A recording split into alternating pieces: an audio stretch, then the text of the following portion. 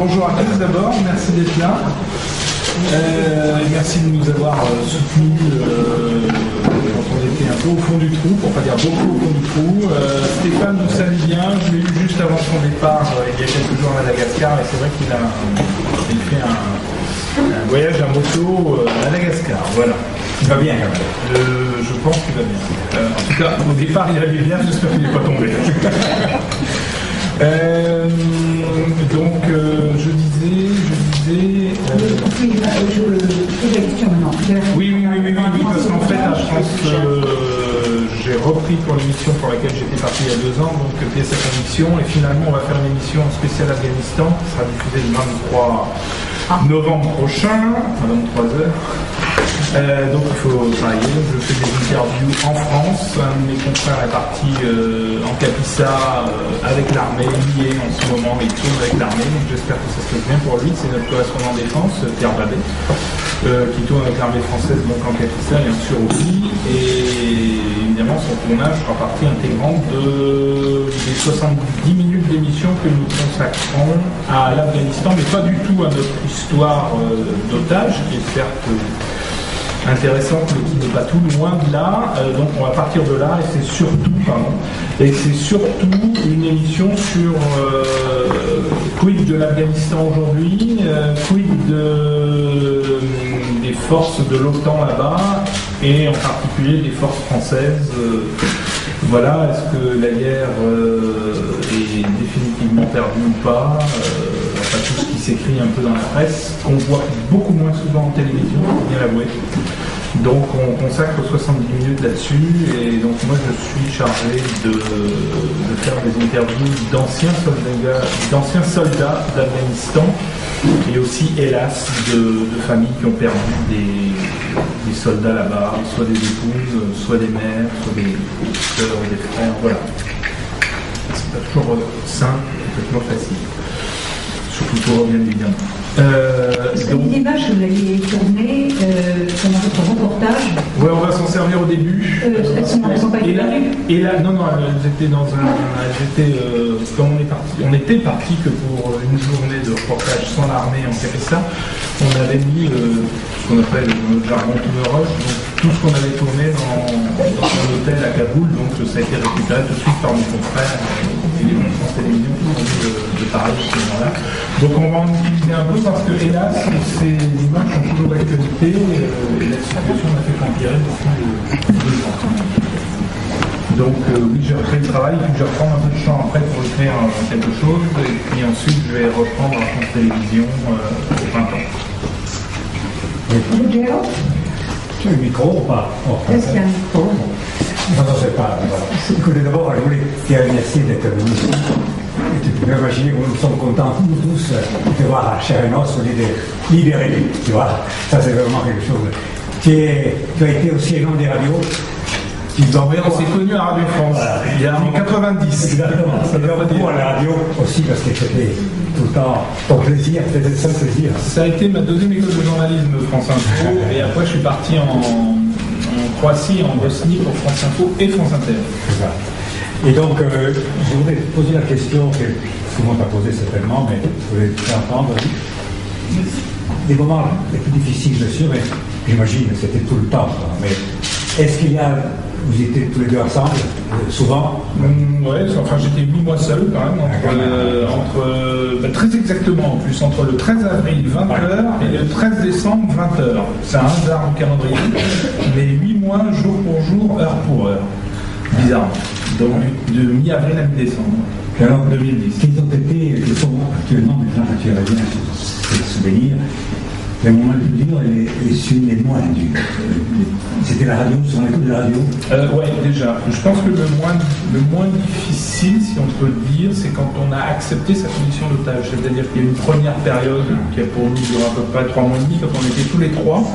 Donc Reza, notre traducteur, Stéphane et moi, on était un peu assommés au début. Donc au début, on est assommé, puis on doute, puis on espère, et tout ça est un peu mélangé. Ensuite, il y a une période de, espèce de, en tout cas pour moi, de révolte entre mi-avril et début juillet 2010, mi-juillet pendant 2 3 mois, où on ne sait pas trop ce qu'on fait là, on veut vraiment s'évader, on essaye par tous les moyens, mais finalement c'est pas simple parce que encore je savais à peu près où on était, parce qu'on n'avait pas énormément bougé en Capissa, mais il y avait un foutu barreau qui me résistait, alors j'ai essayé par tous les moyens de le déceler, mais j'ai pas réussi.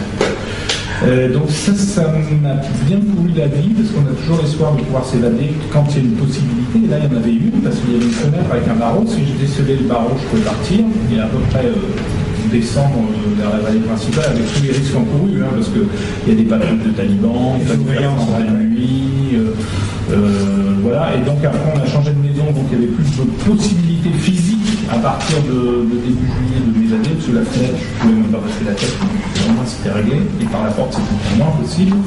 Et là il y a eu une acceptation de sa condition d'otage, la radio nous a vraiment facilité la vie, si j'ose dire, parce qu'on avait négocié des petites radios compte courtes, donc on recevait BBC et Radio France Internationale, RFI.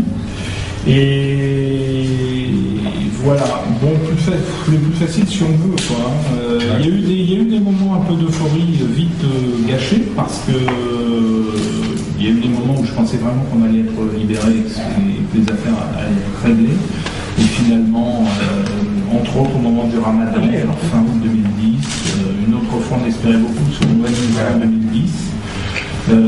Et une toute première fois aussi, mais vraiment très tôt, le 29 janvier 2010, j'ai eu un agent de la DGSE au téléphone qui m'a dit, enfin, j'avais déjà négocié, parce qu'il fallait négocier un rendez-vous téléphonique, ce qu'on n'a pas gagné.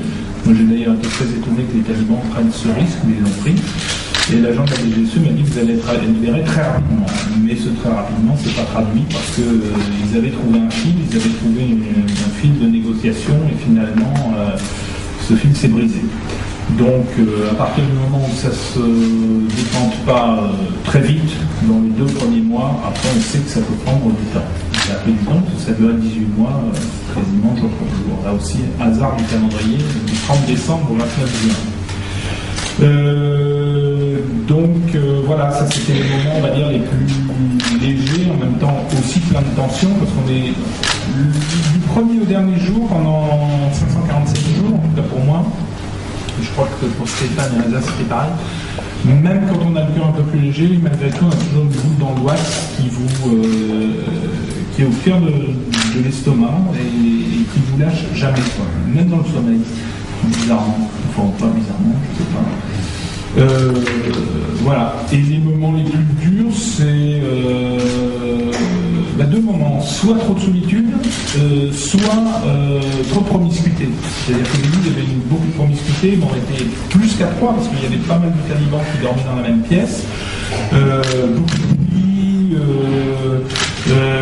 la prière dès 5h du matin, des petites chansonnettes pseudo-talibanes à partir de 5h du matin sur les téléphones portables, parce qu'on est au cœur du Moyen-Âge et en même temps ils ont tous des téléphones portables, pas nécessairement pour téléphoner, mais pour faire des vidéos, pour faire des photos, pour écouter de la musique assez insupportable mixée au Pakistan.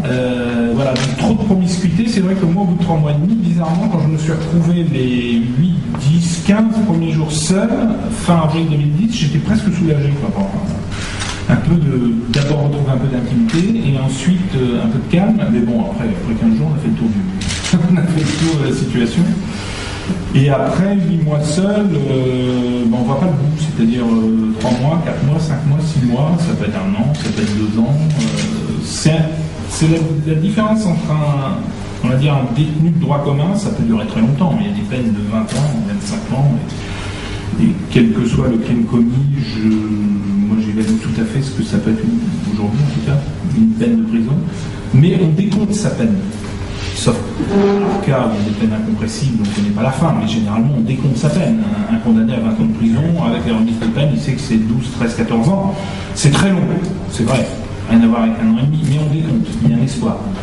Nous aussi, il y a un espoir, mais nous on compte, et on ne sait pas quand ça se termine. Donc c'est la grande différence entre un détenu classique et un otage. C'est-à-dire qu'un détenu compte, et nous, un détenu décompte, et nous on compte, mais sans savoir la fin, quoi. Et quand ça dépasse les 1 an, c'est vrai que moi, j'avais entendu en long, c'était à peu près une demi-heure, l'interview d'Ingrid Betancourt en anglais sur la BBC, Et c'est bizarre parce qu'au fond de mon trou, je me disais, oh la pauvre, mais oh là là, 6 ans et demi. Alors sur le coup, je la plaignais. Et puis après, je me suis dit, et si ça nous arrivait à nous? Quand j'écoutais l'émission, j'étais avec elle, quoi. Et j'imaginais sa détresse, la longueur de la prise d'otage, 6 ans et demi, c'est pas rien. Et puis après, j'ai transposé la situation. Je me suis dit, rien ne les empêche de nous garder 5 ans, 6 ans et demi. On a vu avec Dylan Chalit, plus de 5 ans. Ingrid Betancourt. Le record, c'est un Colombien. Je crois qu'il y a un confrère photographe colombien avec nous qui était aussi otage. Ouais. Le record, c'est un Colombien, 12 ans. Donc après, on imagine tout. Plus près de chez nous, Jean-Paul Kaufmann, dans les années 80, 3 ans. Donc après, on ne sait pas trop. Et tu parlais avec tes... Oui, enfin, quand j'étais seul, c'était un peu compliqué. C'était plutôt extrêmement basique. J'ai faim, j'ai mal à la tête, et puis quelques mots vraiment clés. C'est-à-dire.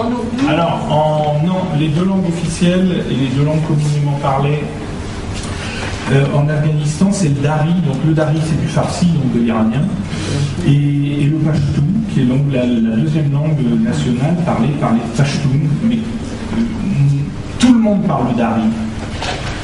Beaucoup de gens parlent le pashtun et le dari, et après il y a les langues locales. Donc nous on était dans une ethnie qui s'appelait Pachai, et donc eux parlent le Pachai. Donc les hommes, communément, parlent facilement 3 langues. Donc leur langue maternelle, le Pachai, le dari et le pashtun. Et moi j'avais une petite liste de vocabulaire basique de 60-70 mots qu'on avait établi avant d'être séparés, parce qu'on avait su qu'on allait être séparés 24 heures avant d'être séparés. Donc pour être précis, le 9 avril 2010. Et avec Reza, on avait fait une petite liste. Vous aviez du papier Oui, j'avais tout à écrire. D'ailleurs, j'ai beaucoup écrit, mais ils m'ont tout volé. Donc j'ai écrit plus de 500 feuillets et ils m'ont tout pris en 2 fois, mais ça c'était... En fait, c'était très bien calculé de leur part. Écrire en calmé, donc ça les arrangeait. Et en revanche, ils voulaient que rien ne sorte. Donc, la fouille, donc, c'est 2 fois 250 feuillets, 250 feuillets, ça fait ça. C'est implantable. Donc voilà. Donc la langue, c'était beaucoup plus facile quand on était évidemment avec notre traducteur. Donc les 3 premiers mois et demi, et ensuite les 5 derniers mois. Et c'est surtout dans les 5 derniers mois qu'on a pu communiquer avec nos geôliers. D'abord, ils étaient un peu plus détendus, vu qu'ils voyaient aussi un peu le bout du tunnel, malgré tout, sans vraiment nous le dire d'ailleurs. Et surtout, on est tombé sur des gens un peu causants, alors très menteurs, avec des... Bon, à tout niveau d'ailleurs, hein, pas que sur les négociations, un peu à tout niveau, mais on parlait, et à force de parler, on recoupe. Parce que vous savez, le problème des menteurs, c'est qu'ils vous disent un truc le lundi, après ils l'ont oublié, le mardi d'après, ils vous disent un autre truc totalement inverse. Donc, à force, et comme on avait plusieurs interlocuteurs et qu'on se posait les questions, on avait un peu de ça à faire. Hein, donc, puis bon, moi j'avais pris ça, je me suis dit, bon, c'est un reportage en profondeur. Maintenant qu'on y est, tant qu'à faire, autant prendre des informations, autant savoir ce qu'ils pensent, mais pas nécessairement nous, d'ailleurs, de la situation, de l'annonce du départ des Américains, des Français, parce que ça dépend, c'est un autre du chef, on était dans une zone française. Je n'irai pas sous contrôle français. Une zone officiellement sous contrôle français. Malheureusement, je ne sais pas. Donc voilà. Mais non, quand j'étais seul pendant 8 mois, c'était assez basique. Hein, sauf l'histoire des négociations, parce que j'avais appris quelques mots, dont le fameux mot-clé, enfin l'expression clé, Mozakrat Choru, pour l'interrogation, ce qui veut dire est-ce que les négociations avancent? Et alors il y avait 2 types de réponses, oui ou non, et après, vous comprenez quand même. Oui, non mais bon, en baragouinant, plus exactement, on arrive à comprendre les choses, mais après quand ça devient subtil, finalement on a plus de questions à la fin de la conversation qu'au début, donc bon. Bon, alors... Où est le micro? Merci, oui. Alors, vas-y. Merci de te présenter.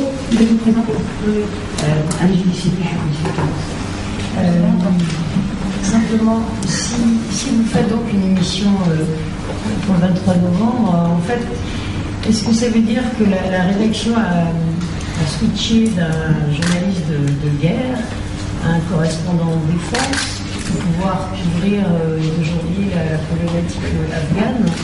En gros, est-ce qu'il y a eu un travail je dirais de communication entre l'armée et vous, suite à ce qui s'est passé, qui permettent aujourd'hui de pouvoir revenir là-bas? Alors, pour être très franc avec vous, l'armée, je suis personnel non grata aujourd'hui.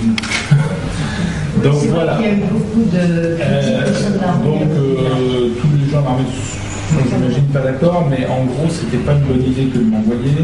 Même si je n'étais pas retourné, bon, ma chaîne n'était pas du tout prête de m'envoyer sitôt après la libération. Ça, c'est une première chose. Deuxième chose, c'était pas une très bonne idée de m'y envoyer parce que de toute façon,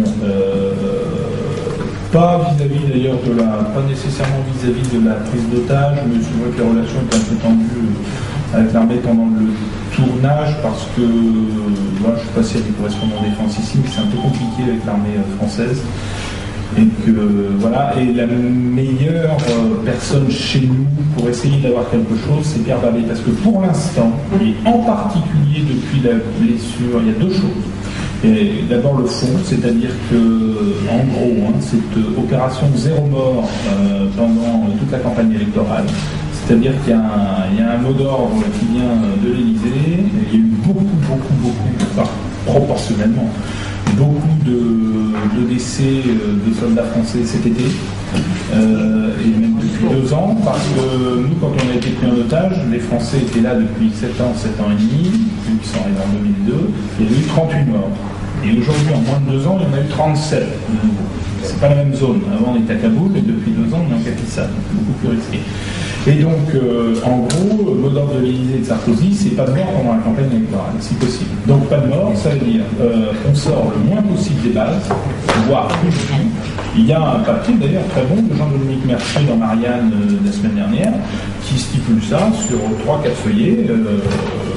Voilà. Et Jean-Dominique Mercier, c'est un correspondant défense qui a priori n'est pas quelqu'un qui, révèle des infos qui ne sont pas confirmées par l'armée, parce que ça fait bien longtemps qu'il travaille avec eux, et que n'est pas homme non plus à les froisser de A à Z. Donc s'il le sort, c'est que vraiment c'est évident. Il m'a dit je suis en 2 roues, je vous le laisse, et depuis il a été sur ma table de nuit, dans la salle à manger, sur mon bureau. Et je veux dire que mon mari de temps en temps m'a dit mais combien de temps tu vas garder ça? Je dis qu'ils ne rentreront pas. Mais vous étiez un peu entre nous. Ils étaient en otage aussi. Voilà. Alors en tout cas, on est follement heureux. Follement heureux. Et voilà.